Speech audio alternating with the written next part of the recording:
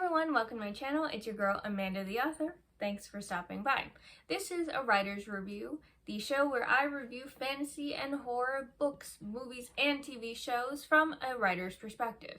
In addition to providing my review on the content, I provide my fellow writers, my fellow authors, my fellow screenplay writers some tips and tricks to help y'all avoid some of the mistakes in this content and to help you kind of replicate some of the success of this content.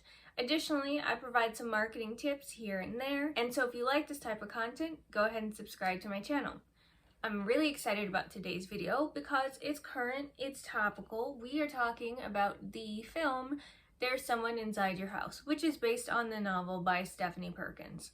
I will only be talking about the film today, not the novel, because low-key I didn't read the book. But I will say this is a different review from the last couple I've done because I enjoyed this more than the last couple of reviews I've done, which if you have not seen them, you can find that in my A Writer's Review playlist. So if you like this type of content, go ahead and subscribe, and let's get started.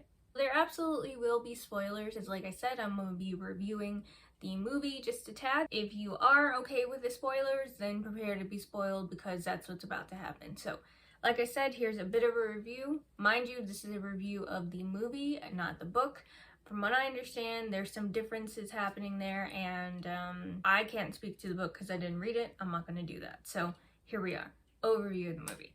So we follow our main character, Makani Young. She's a young teen originally from Hawaii who is transferred to a small town in Nebraska. She has a very close-knit group of friends, which includes Alex, Darby, Zach, and Rodrigo. Basically, when somebody starts killing the teens in town, everybody's on high alert, obviously. What's interesting about this killer is that before they kill their victim, they revealed their victim's biggest secret. So in the case of the star football player, whose death kicks off the string of murders in this film, he is revealed to have beaten up a queer student. In the case of the super perfect, we're assuming straight A girl in town, she's high-key a white supremacist, so that's her secret. And, you know, so on and so forth. There's speculation as to who the killer is, with a lot of Makani's friends thinking that it is a reclusive, rebel, sad boy named Ollie, whose brother is a deputy with the local police department. Makani thinks differently, and that is because she and Ollie are hooking up and have been since essentially she moved, since over the summer. And she hasn't told any of her friends this, which that's healthy. So there's speculation as to who the killer is, this, that, and the other. The killer comes for Makani at one point.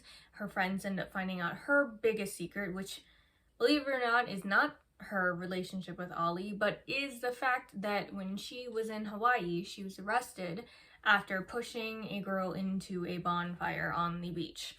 And there's a more of a sordid story there, but that's just a brief overview of that. Their friend Rodrigo is killed at a big party. We end up finding out that the killer is not Ollie, that it is Zach, the rich white boy who is Makani, Alex, Darby, and Rodrigo's friend. So unfortunately, he ended up killing one of his own friends, which that's not something that's ever really explained why he targeted Rodrigo. But in a showdown with Makani, because again, she's our MC, which means she's our final girl, Zach pulls a straight up white supremacist mode and says, I'm just gonna blame it all on you. Obviously, that's not gonna stand. Makani ends up killing Zach, and then she, Ollie, and all of their friends, they graduate, and then the movie ends with them getting into these programs that they're wanting to get into. Makani ends up calling the girl that she pushed into the fire. They end up speaking, and that's the movie. I'm gonna start first with the things I liked about this movie, which compared to, again, my review of The Conjuring, lightweight, my review of Charmed is actually, I ended up liking this movie a lot more than I thought I would, being honest, and a lot more than The Conjuring and some of my other movies and things that I have reviewed and plan to review. So first things first, I enjoyed the chemistry between the actors. I thought it was all really great. They played together very well. It felt like a cohesive high school friend group. The vibe of the movie felt very teen slasher, like a high school. It did not feel like a bunch of adults playing teens a la Grease. Additionally, Makani's story is compelling. She is a well-rounded character. We get to know her life at school. She has these secrets. She doesn't tell her friends everything. She writes poetry. She's in like with Ollie, and she's hooking up with him. She has this whole other secret that she feels that, you know, her friends would judge her for. And her pushing this girl into the fire in Hawaii is also like why she left Hawaii and went to Nebraska to live with her grandmother. We get to see that relationship between her and her grandmother a little bit. I also liked that the fact that the killer wore masks of the person that he was going to kill. It was like a mask made to look like their face, which I thought was pretty inventive. I also liked that he revealed their biggest secret before killing them. It was inventive. It was a cool touch, and I hadn't seen that aspect of killer before. Additionally, I liked the party aspect of it. It felt very Scream-esque, and I also liked the illusion of that with Stu from Scream. I also enjoyed, I guess it's weird to say enjoyed, the kills, but I mean, they were cool. You know, I liked, again, the secret part, and then the actual kill part was okay. Those are pretty much the things I liked about it. There are a lot more things I didn't like. Alright, so moving into the things I didn't like, the first thing is the fact that Alex and Darby and Ollie, to a certain extent, are pretty underdeveloped. And granted, they are secondary characters, but we got development out of Zach and Rodrigo. Now, I will say, I think that is in part because Zach is the killer and Rodrigo is the friend in the group who gets killed, so it kind of makes sense that we would have that development. That way we would feel more sympathetic to him when he was killed. I also, though, think that Alex and Darby should have been more fleshed out, especially Alex. She's not fleshed out really at all. At the end, we find out she gets this music scholarship or fellowship or gets into this music program at a school, and I was thinking, when did we find out that she was into music? When did we find out that this was her ministry? So I think that that's definitely something that they could have done, was spend a little bit more time developing those characters. I mean, they had time. Like I said, the movie's only now in 40 minutes. They could have added 20 extra minutes to develop some of these other characters. So that, I feel like, was something that was lacking. I think that Ollie's lack of development and him being quiet and us kind of hearing rumors about him as a stand-in for the development was partially because he was a red herring for the killer. Obviously, him being, like I said, the rebel sad boy who looks hard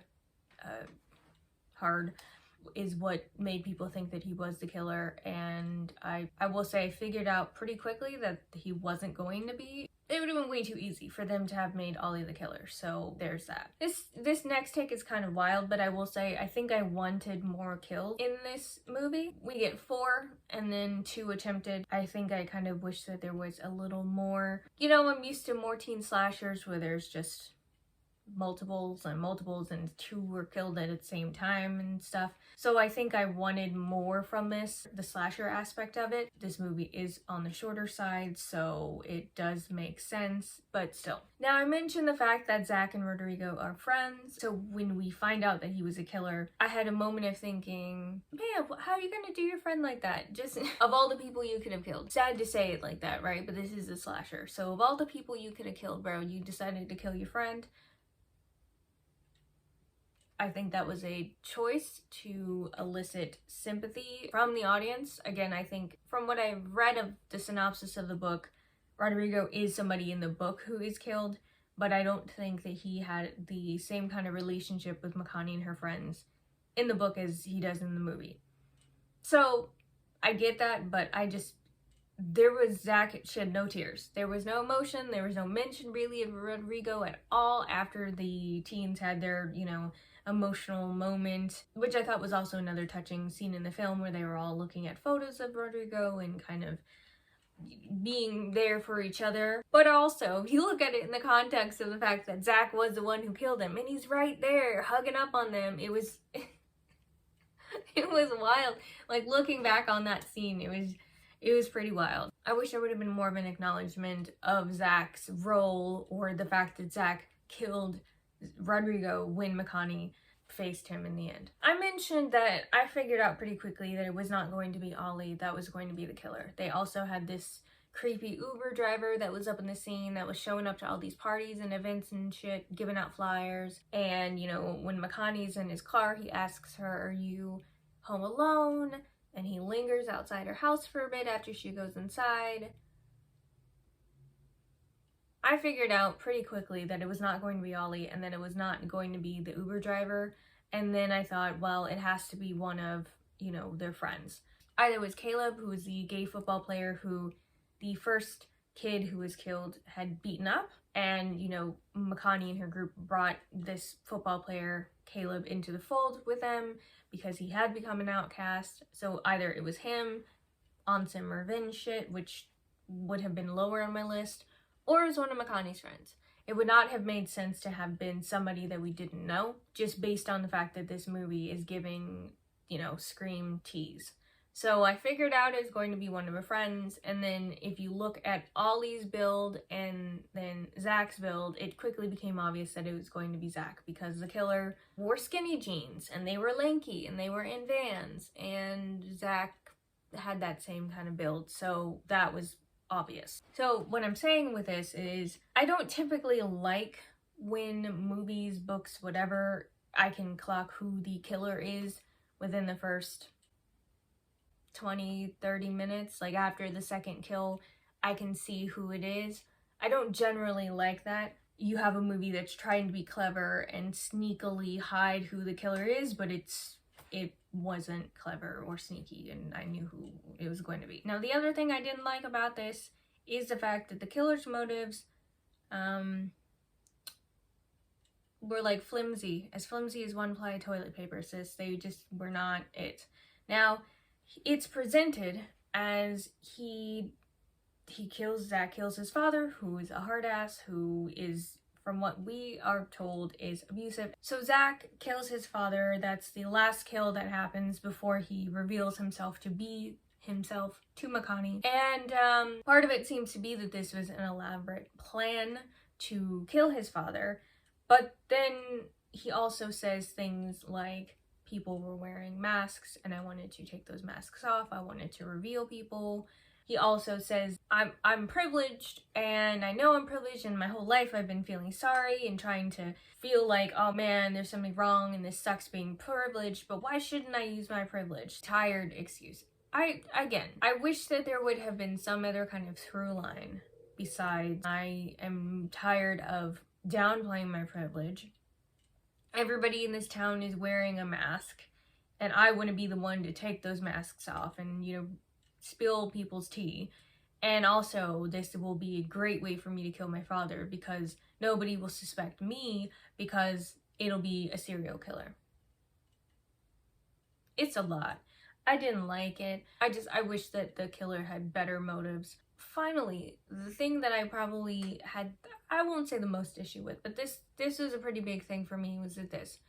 At the moment where he's, you know, we have the moment in all these movies where the villain lays out their plan and tells everybody, the audience and the MC, what time it is, why they're doing this, and he says that all of the things I just mentioned, plus saying, oh, it is actively my plan to blame this shit on you. My issue is this. The fact that he goes to try to kill Makani, and he's interrupted by Alex. Otherwise, he fully would have killed her, okay? Because he poured gasoline on her, he tased her, there was a fire, he was about to douse her in flames, and Alex bursts in and saves her, right? And she's on the phone with cops and all this shit. So, the killer leaves right after that. Did he decide to blame it on Makani before then, or after?